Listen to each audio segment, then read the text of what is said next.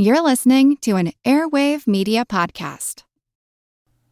Hello, and thanks again for joining Revolution 250, where we look at events that took place 250 years ago this week.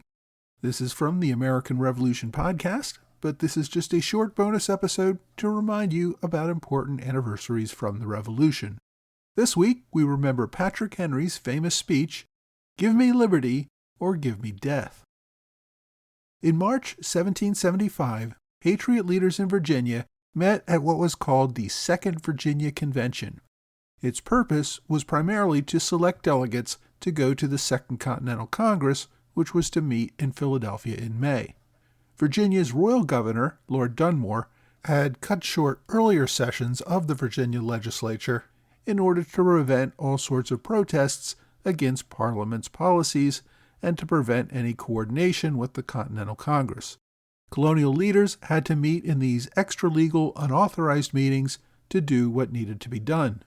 Leaders like George Washington, Thomas Jefferson, and Richard Henry Lee were all in attendance. On March 23rd, the fourth day of the convention, Henry put forth several resolutions calling for the arming and training of the colonial militia for the defense of the country. This was still before the war had begun. Lexington and Concord were still several weeks away. Many objected to Henry's resolution since, rather than seeking peaceful protest measures, it gave the appearance of preparing for war. In response to his critics, Henry rose and addressed the members. "No man thinks highly more than I do of patriotism as well as abilities of the very worthy gentlemen who have just addressed the House. But different men often see the same subject in different lights, and therefore I hope it will not be thought disrespectful to those gentlemen if, entertaining as I do opinions of a character very opposite to theirs, I shall speak forth my sentiments freely and without reserve. This is no time for ceremony. The question before the House is one of the awful moment to this country. For my own part, I consider it as nothing less than a question of freedom or slavery, and in proportion to the magnitude of the subject ought to be the freedom of debate. It is the only way we can hope to arrive at truth and fulfill the great responsibility which we hold to God and our country. Should I keep back my opinions at such a time through fear of giving offense, I should consider myself guilty of treason towards my country and an act of disloyalty toward the majesty of heaven, which I revere above all earthly kings. Mr. President, it is natural to man to indulge in illusions of hope. We are apt to shut our eyes against the painful truth and listen to the song of that siren till she transforms us into beasts.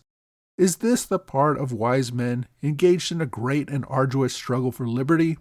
Are we disposed to be of the number of those who, having eyes, see not, and having ears, hear not, the things which so nearly concern their temporal salvation?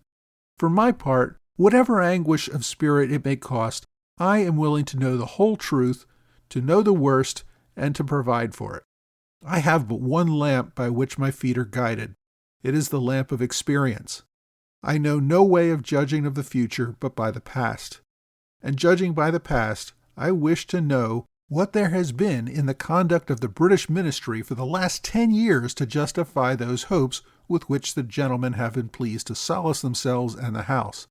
Is it that insidious smile with which our petition has been lately received? Trust it not, sir. It will prove a snare to your feet.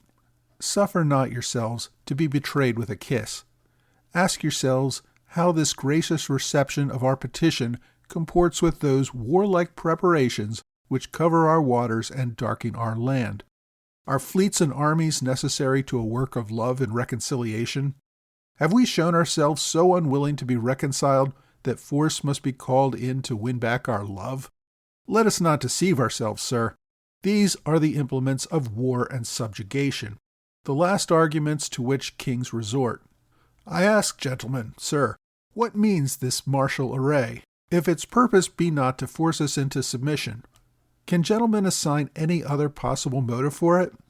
Has Great Britain any enemy in this quarter of the world to call for all this accumulation of armies and navies? No, sir, she has none. They are meant for us. They can be meant for no other. They are sent over to bind and rivet upon us those chains which the British ministry have been so long forging. And what have we to oppose to them? Shall we try argument? Sir, we have been trying that for the last 10 years. Have we anything new to offer on the subject? Nothing. We have held the subject up in every light of which it is capable, but it has been all in vain. Shall we resort to entreaty and humble supplication? What terms shall we find which have not been already exhausted? Let us not, I beseech you, sir, deceive ourselves. Sir, we have done everything that could be done to avert the storm which is now coming on. We have petitioned, we have remonstrated, we have supplicated, we have prostrated ourselves before the throne, and have implored its interposition to arrest the tyrannical hands of the ministry and parliament. Our petitions have been slighted, our remonstrances have produced additional violence and insult, our supplications have been disregarded, and we have been spurned with contempt from the foot of the throne. In vain, after these things, may we indulge in the fond hope of peace and reconciliation? There is no longer any room for hope. If I wish to be free, if we mean to preserve inviolate those inestimable privileges for which we have been so long contending, if we mean not basely to abandon the noble struggle in which we have been so long engaged, and which we have pledged ourselves never to abandon until the glorious object of our contest shall be obtained, we must fight. I repeat it, sir, we must fight. An appeal to arms and to the God of hosts is all that is left us. They tell us, sir, that we are weak, unable to cope with so formidable an adversary. But when shall we be stronger? Will it be the next week or the next year? Will it be when we are totally disarmed, and when a British guard shall be stationed in every house? Shall we gather strength by irresolution and inaction? Shall we acquire the means of effectual resistance by lying supinely upon our backs and hugging the delusive phantom of hope until our enemies have bound us hand and foot? Sir, we are not weak if we make proper use of those means which the God of nature hath placed in our power. The millions of people, armed in the holy cause of liberty, and in such a country as that which we possess, are invincible by any force which our enemy can send against us. Besides, sir, we shall not fight our battles alone. There is a just God who presides over the destinies of nations, and who will raise up friends to fight our battles for us. The battle, sir, is not to the strong alone. It is to the vigilant, the active, the brave. Besides, sir, we have no election. If we were base enough to desire it, it is now too late to retire from the contest.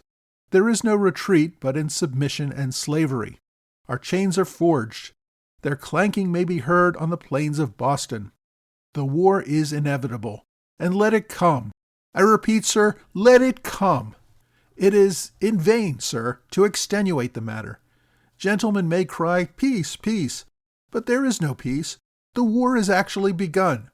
The next gale that sweeps from the north will bring to our ears the clash of resounding arms.